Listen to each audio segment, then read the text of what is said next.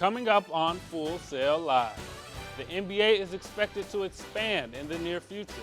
Find out why Seattle and Las Vegas are the best landing spots for a new team. Also, NBA highlights with 2 MVP candidates doing what they do best. All that and more next.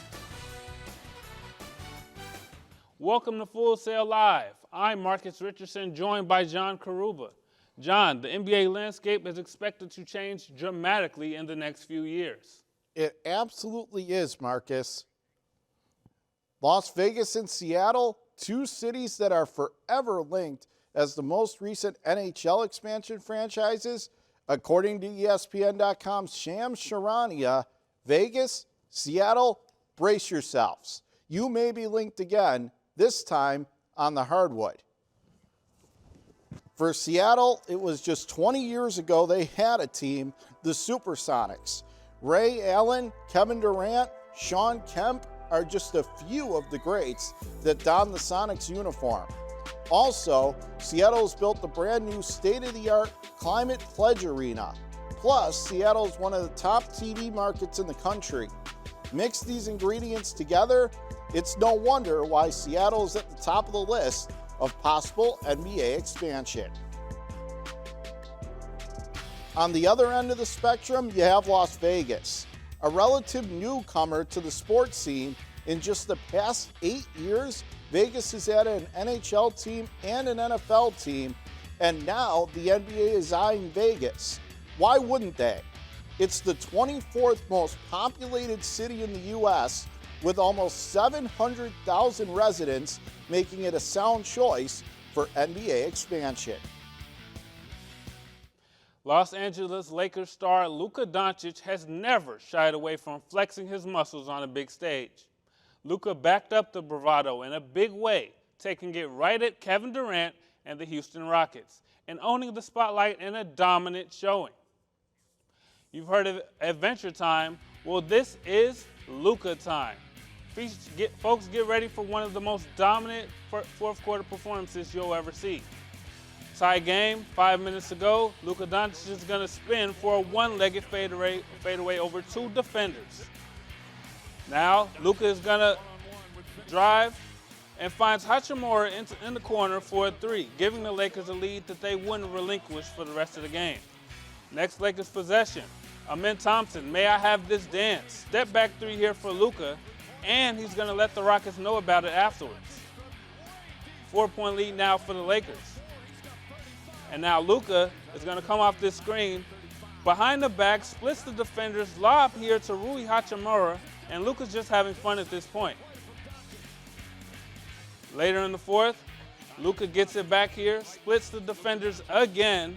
They don't call him Luka Magic for nothing. Lob here to LeBron James, who was 12 for 13 in this game and had 30 points. Here, to seal it, Luka's going to take Jabari Smith Jr. for a dance, step back 3, 40 points for Luka in this game, and the Lakers will win 124-116. LeBron James doesn't take these performances from his co-star for granted.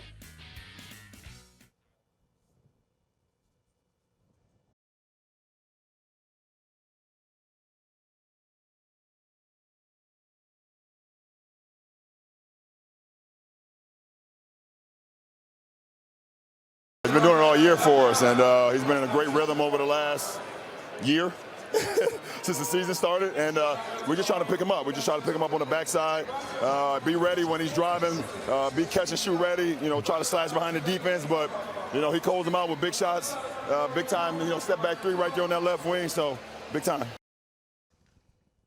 What do you get when you combine a defending champion going for its 54th win of the season, a young, up-and-coming contender, and a total of 221 points scored? Why, you get the Thunder and Magic game on Tuesday night, of course. For Orlando looking to improve on its 21-11 home record against the Thunder on an 8-game winning streak. We picked this one up midway in the first quarter, and SGA taking it himself on the dribble drive with the finish. OKC down by 2 early.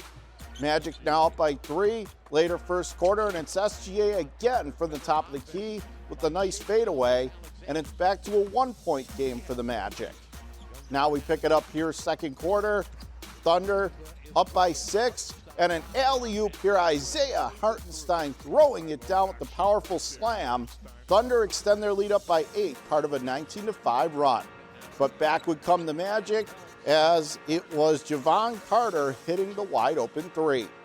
First half winding down, Paolo Banchero able to find Desmond Bate in the left corner, and he knocks it down from 3, back to a 1-point game. Third quarter, Magic up by 4. They would extend it to 7 here on another wide open 3. Good ball movement, and the Magic up 77-70. But the Thunder would show why they're the defending champs. SGA again gonna knock one down from 3, and it's now an 8-point lead for OKC. Here a big steal and a home run pass. They're able to take it to the hole and finish it off, and that would put OKC up by 10. They would hold on to win by 5, 113-108. The makes and misses, they come and go. They're up and down. But, like, as long as I'm getting to my spots, the shots are clean, and I feel productive offensively. Like, I'm making the right plays. I'm a positive out there on the floor. That's all that really matters. Like, everything else will come and go. Since SGA entered the league in 2018, he's taken the NBA by storm offensively. Against the Magic, SGA helped carry the Thunder to victory once again. SGA and the Thunder head to Brooklyn Wednesday night at 7 p.m.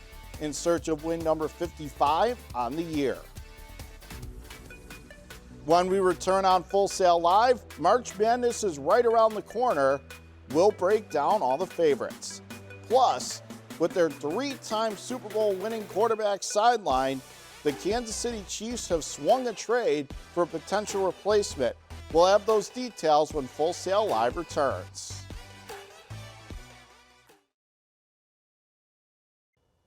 The bracket has been revealed for the women's NCAA tournament. March Madness is set to begin with the first round beginning this Friday.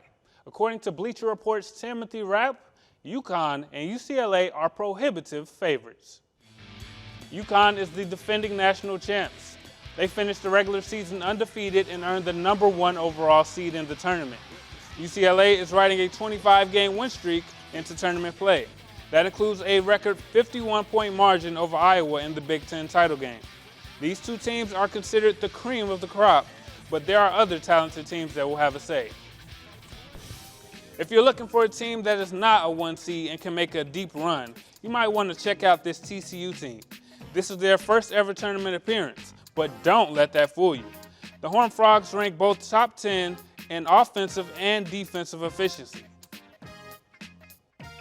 Over on the men's side, the tournament is shaping up to be a memorable one.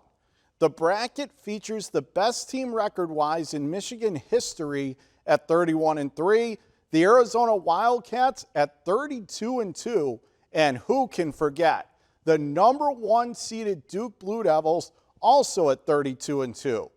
Talk about a loaded tournament. Focusing on the East region, Duke, led by big man Cameron Boozer, is part of a region steeped in tradition. Kansas, Michigan State are just some of the notable powerhouses in this bracket. These programs head into the tournament loaded with talented rosters and traditions worth bragging about. These numbers would make any college program proud. You have UConn, which isn't too far removed from back-to-back championships, and Michigan State with an incredible run of success. Duke, St. John's, and Kansas, well, the numbers speak for themselves.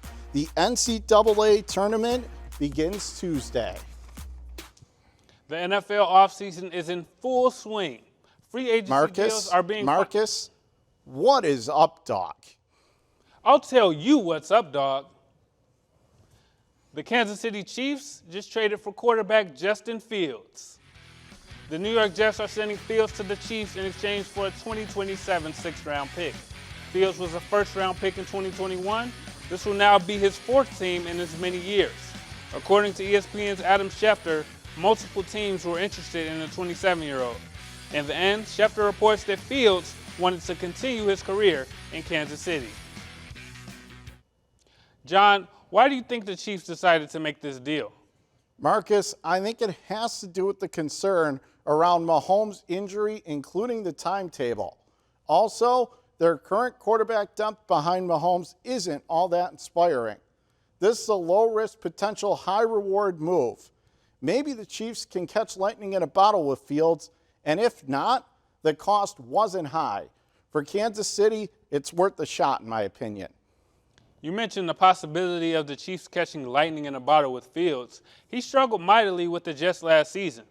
He may have to start a couple games in place of Mahomes recovering from a torn ACL. What does a competent offense look like with Fields at the helm? Kansas City picked up Kenneth Walker in free agency to improve a running game that was 26th in the league last season. Additionally, reincorporating superstar tight end Travis Kelce into the mix will pay dividends for Fields. That should be able to be accomplished, especially with old friend offensive coordinator Eric Bieniemy back in town. We could see the Chiefs diving back into their bag of tricks offense early and often. There's no denying that Justin Fields is a talented quarterback. If anybody can get the most out of him, I'll bet it's Andy Reid and his staff in Kansas City. Thanks for watching this edition of Full Sail Live. I'm John Karuba. I'm Marcus Richardson, and that's What's Up, Dog.